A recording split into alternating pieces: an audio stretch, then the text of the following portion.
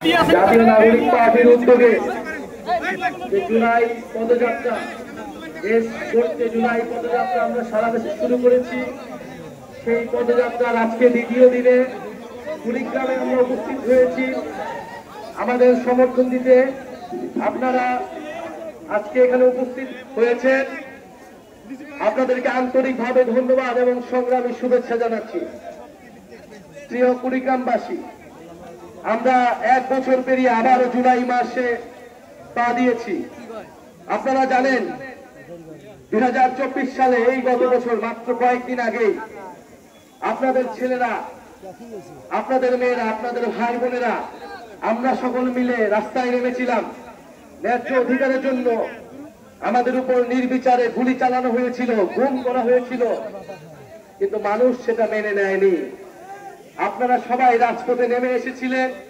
আমরা একত্রে এই ফ্যাসিবাদী স্বৈরাচারী ব্যবস্থা বিলোপের জন্য 1 দফার ঘোষণা করেছিলাম। সেই ফ্যাসিস্ট সরকারের পতন হলেও সেই ফ্যাসিস্ট ব্যবস্থা কিন্তু রয়ে গেছে। সেই মাফিয়া তন্ত্র, সেই সন্ত্রাস, সেই দখলদারিত্ব কিন্তু রয়ে গেছে। ফলে আমরা মনে করি আমাদের এই লড়াই শেষ হয়নি।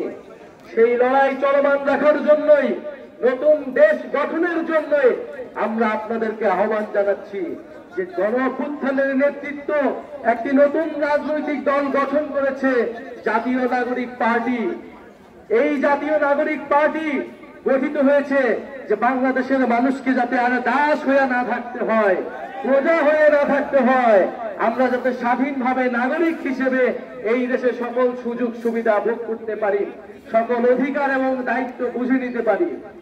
প্রিয় কুড়িগ্রামবাসী, কুড়িগ্রাম মানেই চরের অধিকারহীন মানুষের লড়াই, কুড়িগ্রাম মানেই ভূমিহীনদের সংগ্রাম, কুড়িগ্রাম মানেই সীমান্তের কান্না, কুড়িগ্রাম মানেই কাঁটাতারে ঝুলে থাকা আমার বোন ফেলানির লাশ।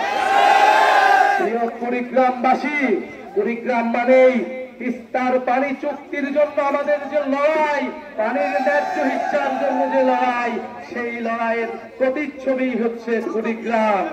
কুড়িগ্রাম মানে মুক্তিযুদ্ধের তারামন বিবির অস্ত্র হাতে তুলে নেওয়া, কুড়িগ্রাম মানে 24-এর গণঅভ্যুত্থানে শহীদ হওয়া আমার ভাইয়েরা। প্রিয় কুড়িগ্রামবাসী, আমরা জানি সেই ব্রিটিশ আমল থেকে, সেই সিপাহী বিদ্রোহ, সেই ফকির সন্ন্যাসী আন্দোলন থেকে কুড়িগ্রামের মানুষরা বারবার রক্ত দিয়েছে, বারবার লড়াই করেছে। এই সীমান্তবর্তী জেলা হিসেবে কুড়িগ্রাম সবসময় প্রতিরোধ তৈরি করেছে সীমান্তে। কুড়িগ্রাম সবসময় নির্যাতিত হয়েছে, অবহেলিত হয়েছে,